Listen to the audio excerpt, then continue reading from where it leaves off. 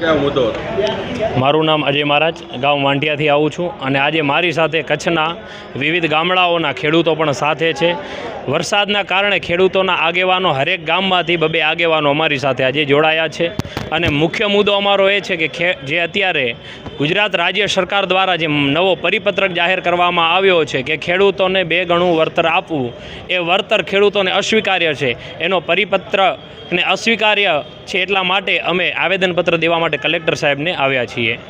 સાહેબને હજી અમે મળ્યા નથી, સાહેબને હવે મળશું. રિસ્પોન્સમાં એવું છે કે મેન તો સાહેબને અમારે એ જણાવવું છે કે એ જે સરપંચોને તલાટીઓને જે પ્રેશર કરે છે કે ભાઈ તમે ગામમાંથી કમિટી બનાવો, ગામમાંથી આગેવાનો આપો, તો અમે એ લોકોને કહેવા માગી કે તમે આવું ખોટું પ્રેશર ન બનાવો. કારણ કે આ જે સરકારે પરિપત્રક જાહેર કર્યો છે એ કેવલ ને કેવલ કંપનીના હેતુ ઈચ્છુક છે.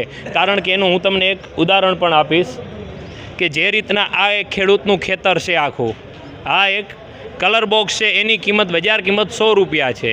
તો આમાંથી મારે જુએ છે ખાલી એક જ કલર, જે કંપનીને જુએ છે કેટલું, તો કે ખાલી 500 મીટર જમીન જુએ છે. હવે આ 100 રૂપિયાના જે કલરનું પેકેટ છે એ જ રીતના અમારું જે 1 એકરનું કે 10 એકરનું ખેતર હોય એમાંથી એ નીકાળે કેટલું છે, ખાલી એક જ પોઈન્ટ. સમજો કે આ એણે 500 મીટર લીધું, આખા બોક્સમાંથી એને એક જ કલર જોઈએ છે, પણ આ જે આખું બોક્સ હતું એનો સેટ તો વિખાઈ ગયો. જેની કિંમત 100 રૂપિયા છે કલરની, એ જ કલરની કિંમત તમને જુએ છે, તમે કહો છો કે આની 10 રૂપિયા કિંમતની હું તમને 20 રૂપિયા આપું છું. સરકાર પણ કંઈક આવી જ રીતના ખેડૂતોને આપે છે કે એની જે બજાર કિંમત 100 રૂપિયા છે તો એની કિંમત 10 રૂપિયા થતી હોય તો 10ની જગ્યાએ 20 આપે છે. તો એ જ રીતના આ કલર બોક્સમાંથી એક કલર નીકાળી લઈએ આપણે, એટલે આ બોક્સની કિંમત શું રહે છે? 0. આ બોક્સ કોઈ ખરીદશે એક કલર ઓછો હશે તો એ જ રીતના ખેતરની અંદર જ્યારે વીજ ટાવર ઊભો હોય, એ વીજ ટાવરની હોય એટલે એ 500 મીટરની જમીનમાં ના 20 રૂપિયા અમને આપી અને અમારી જે પૂરેપૂરી જમીન છે એની વેલ્યુએશન કેટલી થાય છે?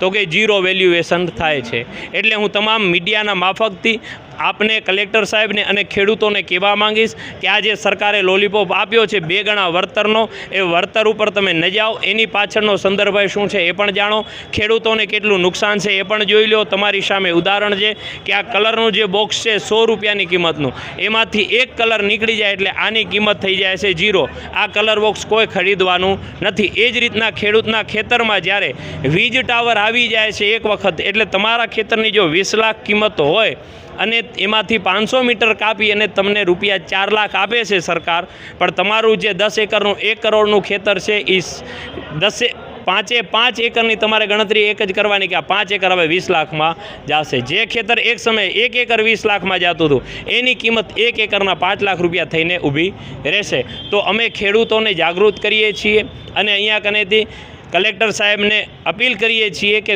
સાવ તમે કંપનીના નિર્ણય ન લ્યો, કંપની સામું ન જુઓ, ખેડૂતો સામું જુઓ. ખેડૂતોનું જે ભવિષ્ય છે એ આપના હાથની અંદર છે. આપે જે નવો પરિપત્રક જાહેર કર્યો છે એ કોઈ પણ સંજોગોમાં કોઈ પણ ખેડૂતને સ્વીકાર્ય નથી.